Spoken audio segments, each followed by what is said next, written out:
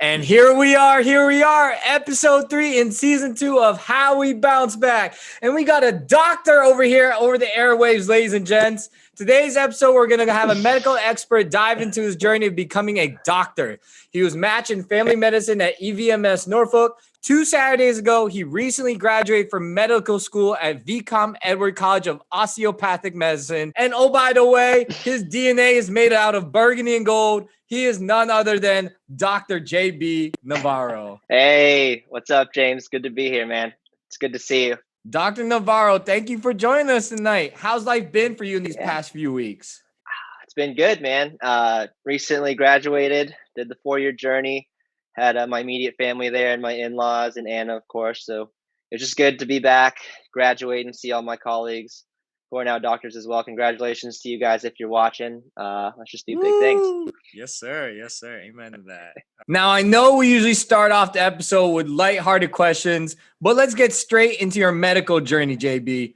First off, congratulations again on completing medical school. I'm sure it's been a long road. So my first question to you, what does being a doctor mean to you? Yeah, great question. I think just being a doctor, it's not who you are, it's what you do type thing. First of all, is what you need to realize. And by that, I mean, just don't let it consume you. I think everyone wants to help people. And like for me specifically, that's what I wanted to do, was to help people. And I wanted to like play to my strengths. And as a physician, I can do a lot of things. So if I wasn't going to be a doctor per se, I wanted to be a teacher or somewhere, be involved with my community. And specifically in my specific profession, family medicine, I can be a doctor, I can be a teacher, a mentor for those in my community, my family. And just be able to help out any way I can. I think family medicine specifically, we're very in tune with our community because you're kind of in the front lines of seeing patients who you kind of go with from the womb to the tomb is kind of what I say. So just really finding myself in a occupation that really suits my strengths and what I want to do with life is probably the best thing about it. Yeah. And I'm going to get into it, man. It's only fate that this was going to be your eventual, lifetime work as helping other people from like even a medical standpoint. You've been a great friend for everyone for all these years. Everyone remembers you as having literally like the best heart out of all the friends. So glad that this was like it was your destiny. It was always your destiny. I appreciate that. Yeah. As in Star Wars, they say it's your destiny, JB. But my next question, man, Blacksburg, Virginia, 5-hour drive from Northern Virginia. I don't know how far that is from Norfolk, but I could imagine it's just far out there. But you had all the space to focus on medical school. We talked about this before our pod combo, but can you describe your path these last few years? And maybe this ties with, why did you want to become a doctor? Yeah, absolutely. So, just going through school, I mean, the basic pre-med student is a bio major, loves science, wants to help people. So went to ODU, came in as a bio major, came in as a pre-med, hoping to do medicine. Contrary to what people may think, my parents didn't pressure me into it. But both my parents are nurses. As you know, your mom's also a nurse. So like being healthcare was always there. Like I was always comfortable in that setting, going to Kaiser Permanente where my parents worked for a long time, and just being around doctors and seeing physicians and seeing patients and things like that, just to go visit my mom and seeing my mom do her job, I guess, and seeing the effect that she had as being a nurse, and like just being on that intimate level with people was just kind of, I guess it's always in the back of my mind, something that I wanted to do. So fast forward, I went to ODU for 4 years. Eventually I decided that I wanted to do medicine, and traditionally, someone will do 4 years of undergrad and kind of jump straight into medical school. And for me, I kind of went a more non-traditional route. So for me, I kind of had the foresight saying, if I'm going to do this, if I'm going to do medicine, I need to really be committed to it. I can't I can't half-ass it. Like once you're in medical school, your path for the next 10, 15, 20 rest of your life is set. So I made sure that I invested myself in the field. So I became an EMT, volunteer EMT in Virginia Beach. Did that for 3 years, as well as being a medical scribe in the emergency room, and just really indulging myself in the aspect of medicine versus hands-on through EMT, and just on the clinical like documentation side, in the mind of a physician, I guess, being a medical scribe. So I did that for 3 years, and figured out I really wanted to do it. And I applied, went to VCOM for 4 years, went to Blacksburg, brought Anna with me. Shout out Woo! Anna and Penny and Lotus for Hey. sticking through it with me. And it was just a long track, and it's been great. I feel like I just set myself up for the opportunity, and wherever I could go and do it, I just made sure I did my best and just kept trekking on. You know, being a doctor, you're saving lives, and other times, you know, you're there when it's the most challenging times for families, right? And we talked about this before, and so one thing is like maybe you don't have to deal with this now. Maybe you did deal with it when you were traveling in your last like year or semester. But how do you manage the psychological part for you yourself when you're dealing with the emotions of patients? Especially when it's a constant wave and you're going to go through this again for the rest of your life, when it's a constant wave of good news and bad news for all of these patients. I think it's more of just learning by doing, and kind of the more you see it, the less, I hate to say like tone deaf you get, but the more you just get used to it, and in a good way, because you can be that strong support system for somebody and kind of learn from other experiences in the past. And it just gets better and easier the more times you see it, and in a good way, because you can be there for those families. And I think especially being an EMT and working in the emergency room as a medical scribe, I saw a lot of emergency cases. I've done I've done CPR on people that never came back multiple times. I see people at their absolute worst, and I just always remember all the experiences and how I feel, and I'm always observant of how family feels and things like that, and just always to be cognizant of everyone's other's emotions, and just kind of being level-headed, taking a step back, and just trying to be me. First of all, I'm just usually a happy-go-lucky person, pretty calm, cool, collected, as I think, at least. So Yeah. you just get better. You just learn from every patient experience, and it gets easier, I guess, in more ways than none. But to say the least, as being a student and an EMT and a scribe, I was never really the direct patient care provider. And I know coming into residency as an intern, I will have a lot more responsibility. I'll be writing those orders. I'll be taking care of those patients directly. I will be signing those jet certificates. And I honestly don't know how to prepare for that. I think seeing that first patient pass away and it being like my responsibility will definitely hurt, but it's just something you have to have an open mind to, and just be prepared, and just, like I said, just remember all the times in the past, and that there's always tomorrow. So just try to be good today. Yeah. It seems like a combination of things where, for the most part, the primary things that you've always been a very positive person, you know, and like that we talk about time and time again on this show, but even translate into becoming a doctor, being a positive person helps you become immune mentally to a lot of the nuances Exactly. and, you know, of like, you know, the roller coaster ride of being a doctor and seeing all of the good and the bad times. So that helps. You're probably ahead of the curve. Like, I don't know if they would ever take doctors that are not positive, like all the time. Right. You know, you definitely want to Yeah. have a good attitude about things, but yeah, I mean, being an EMT, like, I think that also has prepped you. Like, it's like, you know, you're seeing this time and time again, and it's just like, tragic, right? I mean, EMT, I don't think you're ever doing something for the good, you know, or like we're, you know, someone's in good health, we're gonna go pick someone, you know. It's like, while you're an EMT, you know, you're seeing this time and time again, like, okay, like you're sort of, your mind is becoming more immune to the emotional things, and now it gives you the opportunity to focus and save someone's life. So Yeah.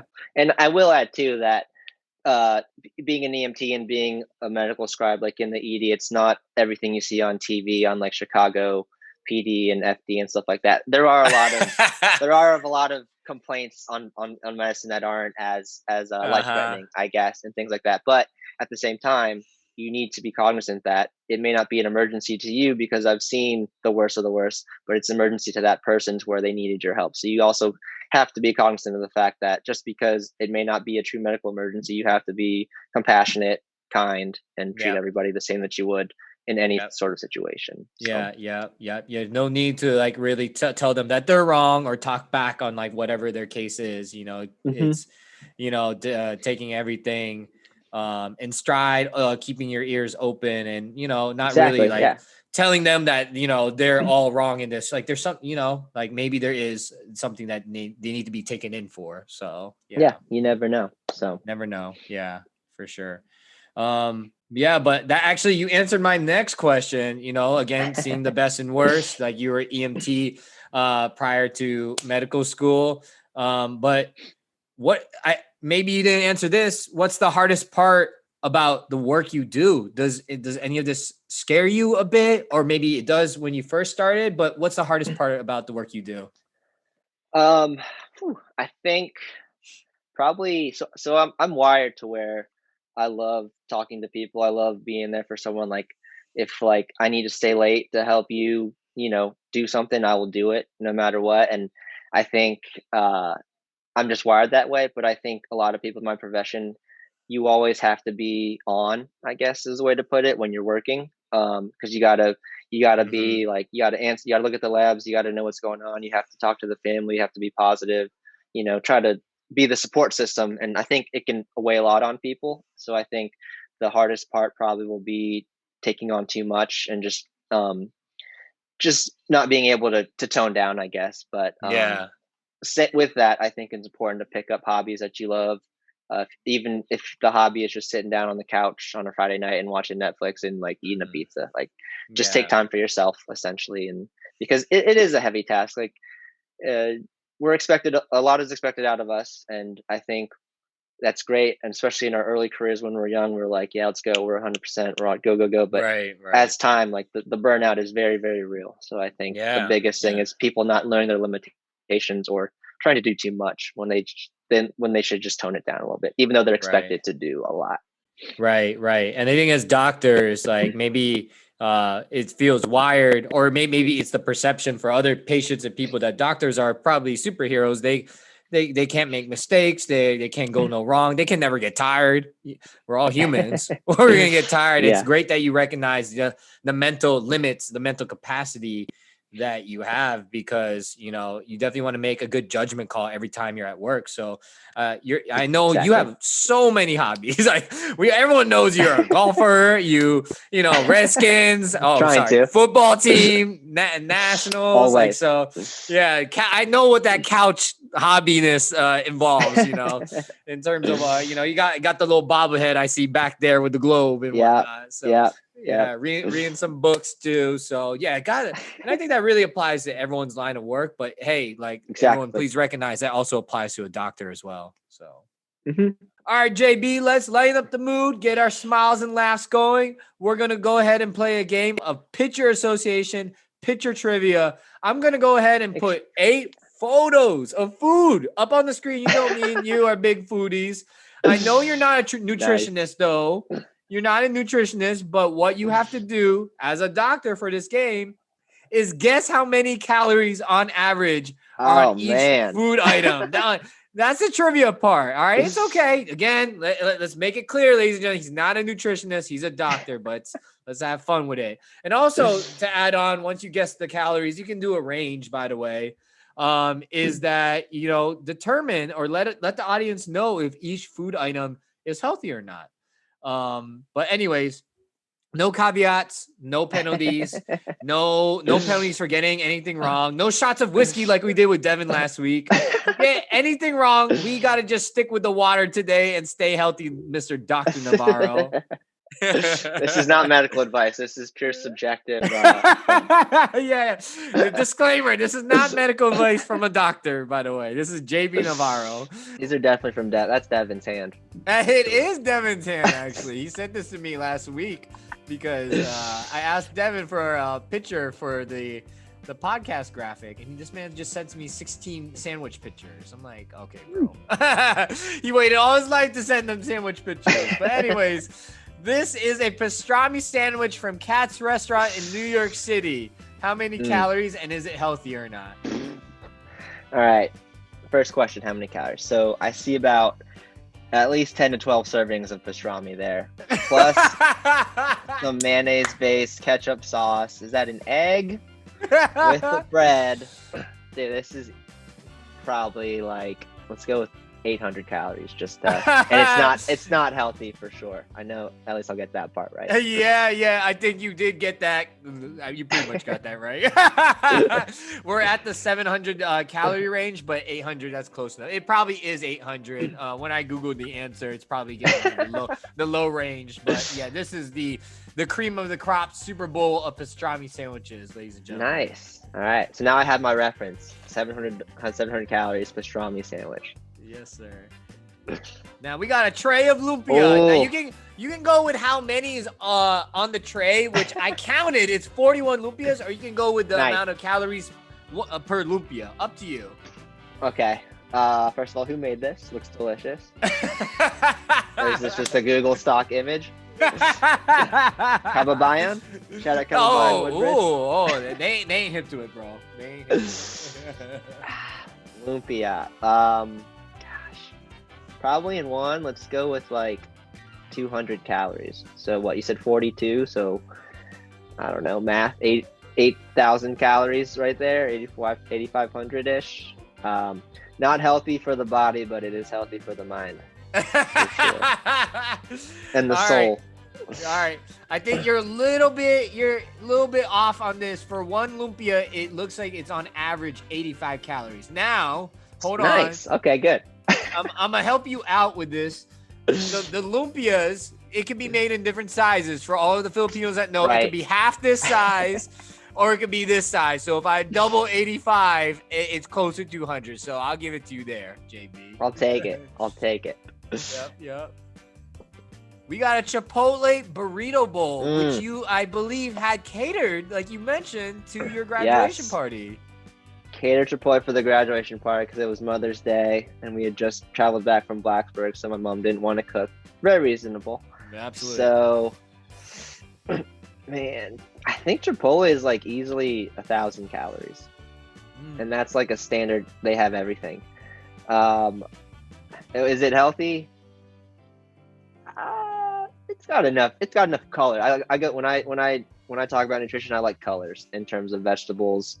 In your proteins and everything. So I'll say it's pretty healthy. Maybe not the calorie count, but as a dish, I think it's pretty balanced. Nice. I agree with you. Yes, you get enough veggies and corn and pico de gallo in here. You got the high range. So I'll give it's close enough. It's 625 to 950. So you definitely got, which I thought is actually more. I've definitely heard of 2,000, but those are the double meats. Double meats. Yeah, I was getting there. Yep. That's me right there. So yeah, definitely a good balance of everything for sure. Now we got the buffalo chicken dip, and let's go with the buffalo chicken dip from Ted's Tailgate. Yes, shout out Tail Barbecue, Ted's Tailgate, Lot G20. Lot G20, there you go. Hail HTT football team. Yes, big Super Bowl staple here. Gosh. What? All right, let's go with calories per serving. Calories. Make that specific. Per serving. Okay, per serving. So you got chicken, you got sour cream, you got the chip. I don't know. The lumpia was 85. This has got to be more. Let's double it to this. This will be my 200, and definitely not healthy. You're very close again. It seems like you're very close. All right, so JB again. He's not a nutritionist. He's a doctor, but he's getting close. He's like literally 100 off, but it's 300 calories per serving. Literally 100 off.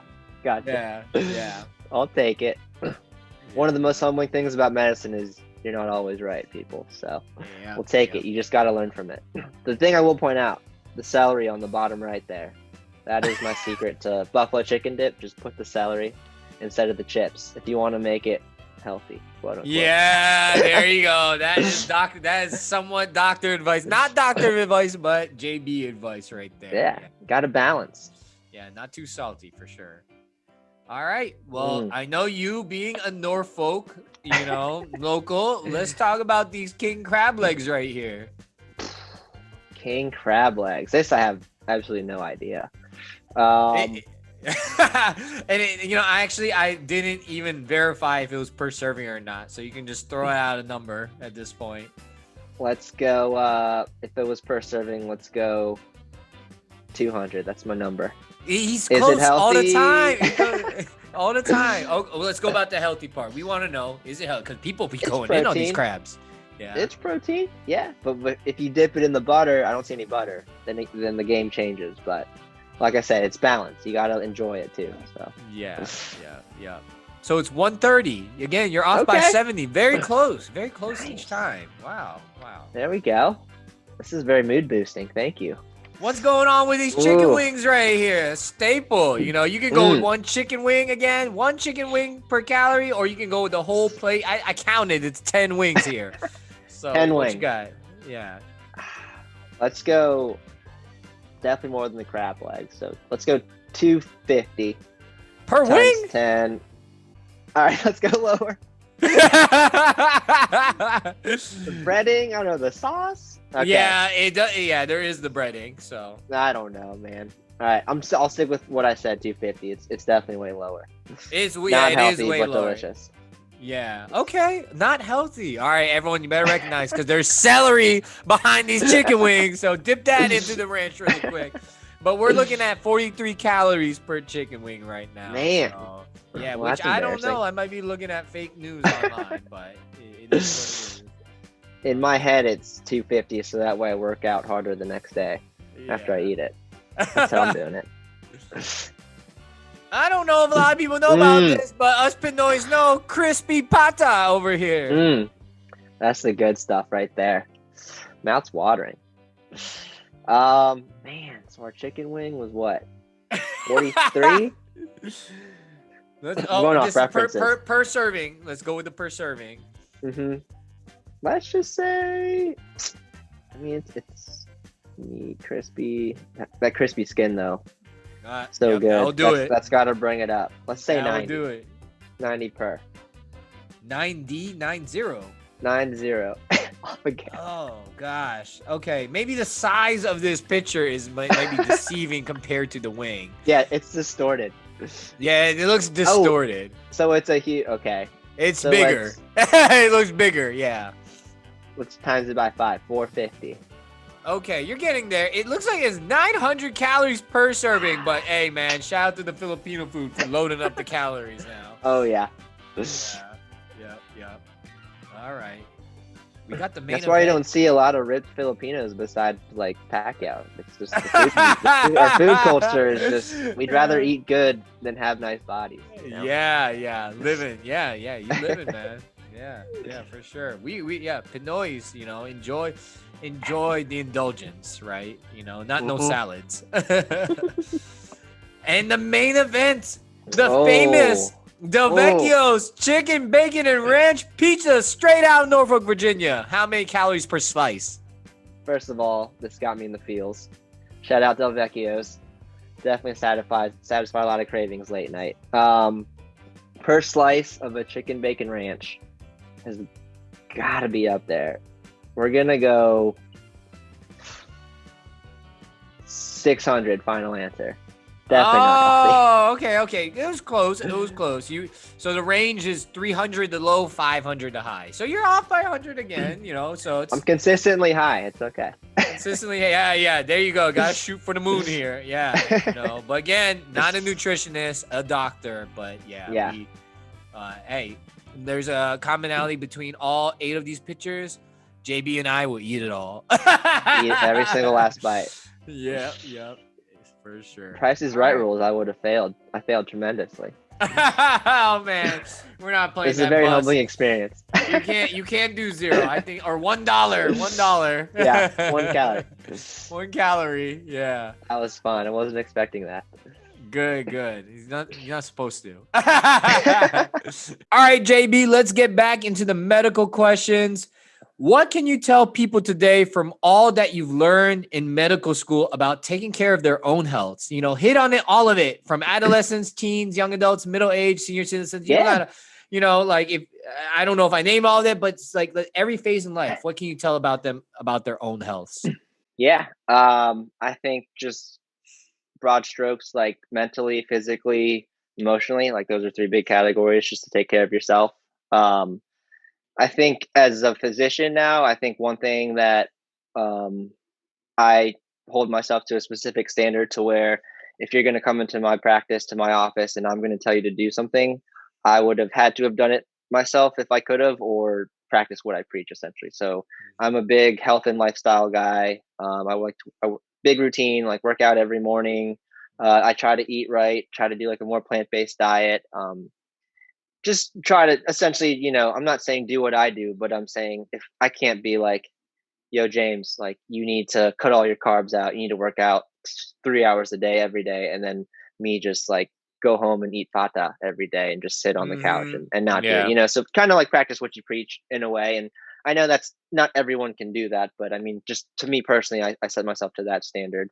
Um, so, and obviously like working out as a family physician, like that's my biggest prescription and will probably be food, nutrition, and working out. Just because that with working out specifically, like it's that stress, that positive stress you put on your body, it does so much good. Like physically, you feel better. Like mentally, you feel so much better. Like I feel so energized every morning after workout. I just feel good about myself, and even like for a more personal standpoint, like if you like Deion Sanders said it, if you look good, you feel good, you play good type thing. So I think not only working out just for your lifestyle, but I think mentally and emotionally, it definitely helps that aspect as well.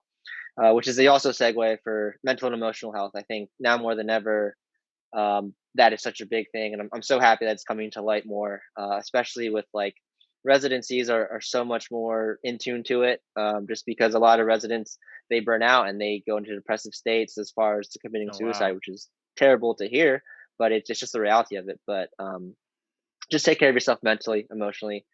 Take that time out of your day to just do you. It could, and this is like no limitation. It could be sitting on Instagram for an hour every day before you go to bed, or when you're at home, or reading a book, or doing whatever. Just do something for you to keep you stable too, as well, because I think it's definitely a balance, and that's part of kind of like that osteopathic philosophy, which is kind of all of medicine in general, is to take care of yourself mentally, physically, emotionally, in some way or form. So just look out for you, because I think the biggest thing is, especially in anything you do, but especially for physicians, you got to take care of you before you can take care of anybody else. So look out for Absolutely. number one. So Yeah. Find ways to enjoy our lives, right? That we gotta exactly, always, yeah, be happy, but also, I mean, the cure to a lot of things is working out too, and that in a yeah, way that everything falls in place, right? Like working yeah, out, you're fine mentally. So, yeah, uh, not much more to say to that, JB, because like, yeah. And go ahead. oh, sorry, I didn't mean to interrupt. But and with working out, I don't mean you gotta like go to Orange Theory every day. Even just like 30 minutes walking around the block. Just get that heart up a little bit. You don't have to do anything strenuous. Or if you can't walk, there's like ellipticals. There's like stationary bikes. There's like pedals you can buy when you're sitting on the couch and stuff like that. So long story short, the excuses are very limited. But there are people that it just can't happen for them too. But if you get a good position, they'll find the way to make it work for you. So. Right. Do you feel like getting outside? This is not a question I prepared, but do you feel like getting outside and tying to what you just mentioned right there, in terms of like just getting, not having to go to Orange Theory, not having to go to Gold's Gym, but getting outside, catching some sun, walking down the street. Like, do you feel like what kind of thing that does that play for people, especially like, we always see the older people walking their dogs, like our parents and Hmm. whatnot. But what Yeah. about the kids that are always indoors playing video games all the time and like their minds Right. are just, like, are they gonna catch some fresh air? What do you feel like getting outside plays a positive health effect for even adolescents, teens, young adults? Yeah, absolutely. I think that the kids these days are different than like us. Like we were outside till the sun was down playing, and even when the sun was down, we were like playing manhunt with like the neighborhood kids and stuff like that. And you don't see a lot of that anymore, which is kind of sad. But at the same time, like for safety reasons, it's not as big of a deal now. But just with, I guess what we were kind of saying is like video games, people are just more attached to screens. But to answer your question, I think, yeah, being outside, I think, is always a good thing. I think nature, like, not to be like super philosophical, but in terms of like DNA, like in terms of us, plants, animals, like we're all come from like these specific base pairs of DNA, and we're all related in some way, shape, or form. So just getting out is just meditative, and it's just like being one with nature. You know, I think that's a saying for a reason. And just to, especially now with social media and tablets and phones, like just unplug, you know, whatever you can do just to get your mind off of it so you can think about something or nothing at all. You can just kind of enjoy and just be present. And I think that's very beneficial, I think. Yeah, well said. Absolutely. You know, we talked about this. There's many other aspiring doctors, nurses, frontline healthcare workers, EMTs, physical therapists, nurse practitioners, all over the board. But what can you tell them for young folks that want to get into that profession? What can you tell them if they have hesitations in pursuing a medical practice, but they really have aspirations to do it? So I think first and foremost, just kind of in terms of, I'll use myself as an example, like with me kind of doing those non-traditional gap years and taking those 3 years off and like really investing myself in the field of medicine, just letting myself know that I wanted to do it. Just make sure you know you want to do it, but the first thing you have to do is try. And I think a lot of people have pressures too as well. It's like there's like this set standard that like I need to go to college for 4 years and go straight into med school for 4 years and then become an attending, you know, before I'm 30 and start my family before X date, you know. And I think that's traditionally what we thought. But I think for me specifically, I think just doing my own thing and just kind of doing the process my own way, I kind of really fell into it. And I think that's the best way to do it. I think with things you want, with things you love, the best way to find it is not to look for it, if that makes sense, just to let it find you. So just stay your path. Just know, like, I think BJ had a really good ending advice for his thing. Like, you have point A and point B, and it's not just a linear path. It's very wavy, or sometimes you go backwards, but no matter what, you'll get to that point. So just do stuff for you. And for me specifically, like I said, I knew I wanted to do medicine. I doubled down on it by doing EMT and scribing, but at the same time, I knew like once I was in, like I'd be in for life, and I wouldn't have as much time to do things that I would want to do. So I took those 3 years as well to just balance my life with, you know, living with Devin and Glenn in Norfolk, and we're just living like this awesome bachelor lifestyle in Norfolk, you know, exploring breweries, like living life, going to music festivals, shout out Coachella, just doing traveling, you know, things that just make you a more well-rounded person. And I think the biggest thing is, if you know you want to do it, just do it, but don't think you have to do it on some specific timeline. Just work your way into it. And money, I think, is it's extremely intimidating. I was actually getting a massage once after I finished school, and the guy that was massaging me was he wanted to be a physical therapist, but I could started weird, but he wanted to be a physical therapist, but like he just grew up this life to where like it was so frowned upon to be in debt. So like he loves like the body, obviously, and he wanted to be a physical therapist. He knew he wanted to do it, but he was like hindered by this financial burden that he was nurtured into thinking was terrible. But like I said, traditionally, yeah, we don't want to be in debt, but like just with the way everything is now, like you have to adapt to the way things are. And it'd be impossible for me to graduate medical school with $0 in debt. So right. Like a doctor once told me, in terms of healthcare, like the money always works itself out. So I think that's a very universal statement in terms of doing what you want to do. The money will always work itself out in terms of paying for it or having that financial stability that you want. But as long as you at least try, I'm like, as cliche as that sounds, like you don't know unless you try type thing. And I'd rather live a life knowing that I tried and failed than not trying at all. Right. You hit on all of it. It's not too late ever to do it, right? Never too late. Yeah. You got it all out of your system in your young adult years. Like in a way, like even though you're at a life crossroads, you know, live your life, enjoy with family and friends in your 20s and early 30s. You know, maturity is developed that way. You don't need to go to school to get mature, right? And then by that time, then you're ready for school. And like, maybe financially, like you said, you might not be ready for it, but it's all going to come. There's a lot of benefits that this country has to help, in terms of federal loans, grants, whatnot. Schools offer grants and scholarships and whatnot.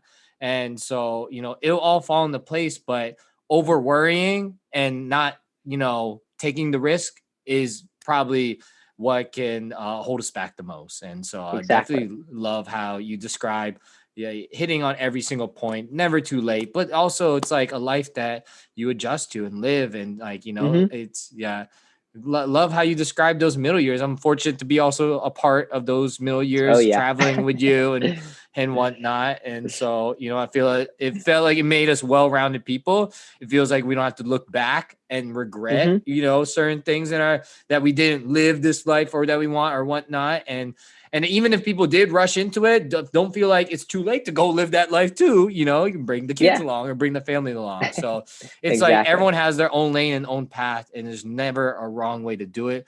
But make sure there's a right way to do it if you always are willing to take the risk and initiative to do it. So. Exactly. Yeah. And just make the best out of your experience. And my path's completely different. I have classmates who went straight through and they're going to be amazing physicians. And I have classmates who waited longer than me and have kids and they're going on to be surgeons. Or it's no one path every path is unique, and no matter what, it's your own, and you just own it and don't lose yourself in the process and you'll be fine. Yeah. So just to summarize, gave a lot of advice from, aspiring, folks that want to get into a medical practice and people about their own health. But let's talk about the whole general audience, and this doesn't even have to be medical related either. But if there's one big piece of advice overall you can share with everyone, what would that be? Coming from your heart as JB Navarro, Dr. JB Navarro. Yeah. It sounds weird to say it, but it also sounds cool at the same time, not gonna lie. But so yeah, I knew you were gonna ask this question, obviously, and I kind of alluded to BJ's piece of advice about how no matter what, you're gonna get to point A to point B. It's not a linear line. You're kind of gonna get through it the way you want to. But I guess my own take on it is to just, as you're going through that phase, just be true to yourself. Don't compare yourself to anybody else. Comparison is the enemy of joy. So that's like just bringing on anxiety that you don't need. And I know for me, one particular reason why I'm doing what I'm doing is because I'm trying to be someone that I needed, like when I was younger, I guess, per se. And one thing is, so one specific reason why I chose family medicine is because lifestyle is great. Like no matter what, you're financially stable after you pay off your loans, you're a physician. But one thing for me is I wanted to be a family guy. So if I could be anything else besides a physician, I would be a stay-at-home dad. Penny Lotus, it's awesome taking care of them right now, just staying at home, but just the meaning of family. And you understand that just as much as I do. We came up from very similar upbringings and things like that. And our parents kind of grinded out hard coming from the Philippines to give us this life and to give us everything we wanted, but it comes at certain costs. And one thing I like to quote, or not quote, but I like to think about is growing up playing soccer, travel soccer all the time. My parents were always able to pay for it, but at what cost was because they had to work. My mom worked urgent care where she worked 5 to 1 a.m. My dad worked overtime on the weekends. So I would be able to play soccer, but they wouldn't be there on the weekends. And they'd be there sometimes, when they could. And it's nothing against them, but I think that kind of just imprinted on me to where having all these things is great, but it's about who you spend your time with and them being there. So I think for me, just being able to know yourself in the process and knowing that your end goal is to be, who you need when you were younger, I guess, type thing. So for me, it's just being there for my family at the end of the day. So all about the relationships. So yeah, which is very family medicine. So I think I found the right specialty. Yes. Wow. That is powerful. Yeah. Family is everything. And we both know that, friends can also be family too, for how long we've grown with them. But yeah, I love how no one else has said how you spend your time with on this podcast, and it's like, we got to all cherish these moments together. And so, you're doing it for others in your profession in family medicine. And then you come back home and you're doing it for all of your family and friends.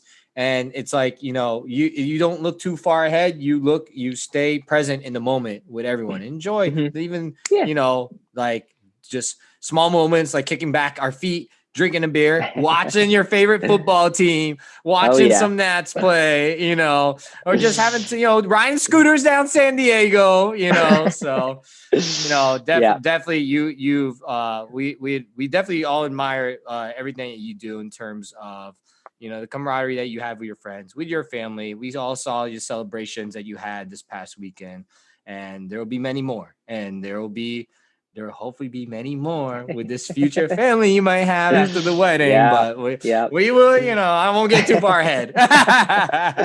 Another dog first, maybe, but yeah. Another dog, yeah. Dog, yeah. There you go. Oh, yeah. I want to ask one more question. You know, I'm here for it. This whole pod convo medical questions, but let's talk about something different. It's no secret to our family and friends, to everyone, that you and I are Washington football team. I'm gonna say it, Washington Redskins fans. Hail to the Redskins. Yes. We were born into it, but I'm happy for it. I'm here for it. Yep. Yes, that's true. My dad was a Redskins fan, and I'm sure your dad was as well. And like that, we grew up on it. We're a Loto family too. And so I don't know about B-Dot and the Titans, but like I know you're listening right now, B-Dot. Yeah. There's always an outlier. There's always an outlier. Madden influence with Steve McNair, R.I.P. Steve McNair, Eddie George, you know, and whatnot.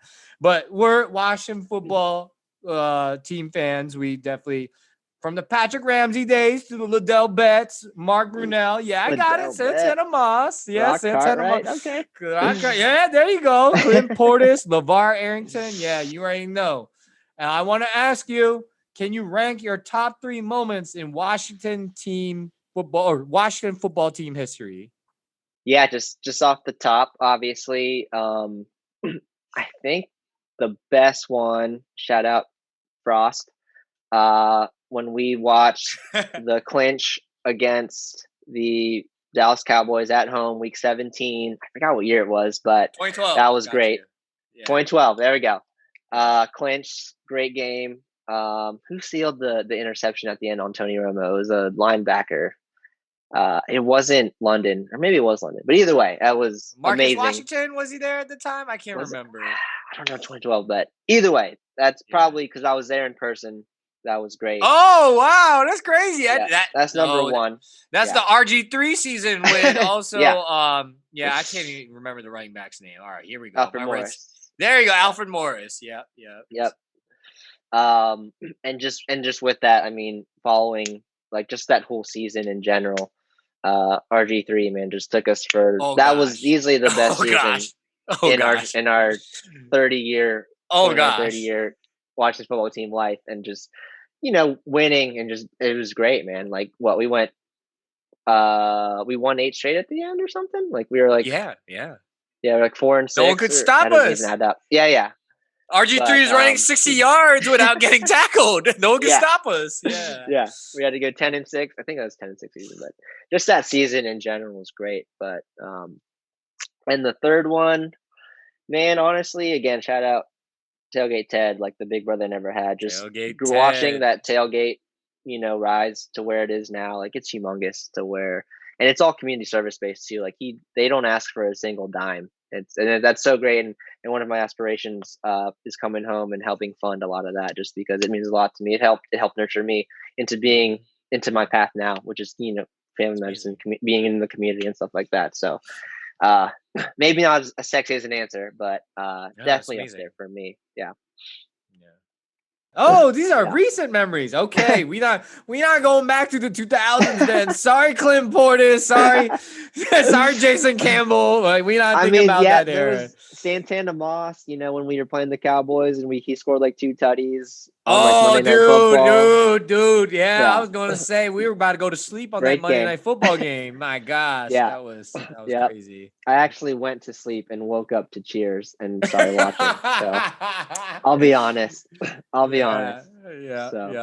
Number 1 player in my heart, Sean Taylor. Rest in peace. The blocked field goal by the guy from Buffalo, and then Sean Taylor picked it up, got the face mask penalty on the return, put us in field goal range, won it in dying seconds. That's also a great memory as well. What I And thought that was I think that was against Dallas. That was Dallas. I it was believe. Dallas. It was Dallas. Yeah, Yeah. it was Buffalo's the Dallas. one where we called the 2 timeouts. Like, Yeah. rules. Yeah. Really, any Sean Taylor moment too, like his hit stick at the Pro Bowl on the Oh Buffalo gosh. punters, Yeah, legendary. that wasn't even fair. Yeah, the fumble return, I think on the Eagles, like that iconic where he's like stretched out. Yeah. That's That was one of my favorite seasons, 2005. We made that run, finished 10-6 with Clinton Portis, and mhm. we even beat Tampa in the first round. I remember. Yeah, we always Yeah, I think Sean Taylor had another return in that or a fumble pickup that game. Yeah, that was. But then we lost to Seattle that year. Seattle ended up going to the Super Bowl with Sean yep, Alexander. Yeah. kind of made it better, but yeah, I actually was there for Sean Taylor's last game, but not knowing it. We were playing the Eagles. It was like week 17 or something, but I remember like vividly. We had really good seats, and it was like Wow. we let the Eagles score on one of the last plays just so we could get the ball back to try to win, but we didn't win. But I think that was Sean Taylor's last game, to be Oh, honest. really? Yeah. It So was like that was like in November of I mhm. think our junior or sophomore year. I can't remember which, but it Yeah, was in high school. junior It was year, definitely in high junior school. year, Junior, yeah. junior year. Yep. Yeah. Last question before we sign off. What's your favorite Filipino food? It can't be crispy pata because it got a lot of calories, but what's your favorite Filipino food? Oh, easily sinigang all the way. Sinigang. Sinigang, Yes, gang sir. gang. Gang. So good. My little niece Ari calls it rice soup, which that's what it is. It's just so good. It's warm. You can put some spice on it. My mom does it with like the short ribs specifically, where like the meat just melts off the bone, and the broth is just so good, and the rice is just like not too hard, just soft. You could just it's healthy. You put green beans, you put spinach in it, you use good vegetables. By far my best food. I would eat that. It's a hot food, but I would eat that in the winter. I'd eat it in the summer. I'd eat it any time of the day. So easy Yeah. question, and my mom Easy. specifically. So Yeah, there you go. Yeah. It had yeah, a traditional tie. Yeah, to yeah. Mama Duke's. Mhm. I feel like it's also good to clear the throat if you're Mhm. got a sore throat or something like that, right? Or a Yeah. cough. Yeah. Cool. Hey man, thank you, JB, so much for joining us today. I'm gonna give you a closer right here, but you sharing all of your medical expertise, advice, your journey becoming a doctor, the Washington fan in you, you being a great Stay person true. for stay true. HTTR, HTTFT. I don't know if I said that right.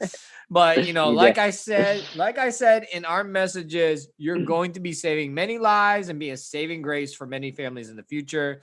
You're admired by your generosity, your unending selflessness, which only made sense, like I said, that fate and the man above led you to this path of being a doctor. We wish you all the best and best of luck in your endeavor at EVMS Norfolk and a bright future with your soon-to-be wife, Anna Howard, Anna Hey. Navarro. You better mention. Hey, bro. Again, we hope to have you back on this show soon down the road. And thank you again, Dr. Navarro. I appreciate it, man. And anytime, obviously, my regards to you and Rosemary. I love you guys. Miss you guys. If anyone's interested in medicine or dwindling with it, find me through James or whatever. Send me a message on Instagram or whatever. If I don't have the answer, I got a whole network of friends and colleagues that I can point you in the right direction. So feel free to hit me up. Tune in next week for our guest, Lauren McGee, who will shed her light, wisdom, and tips, advice for all those working in the advertising industry, especially those on the ad agency side. If you're on Apple Podcasts, hit us with 5 stars and leave us a review. A nice one, please. All right, everyone. Stay safe, smiles up, big laughs, positive energy all around, like JB says. Thank you all for tuning in. He's JB. I'm James. See you all next week.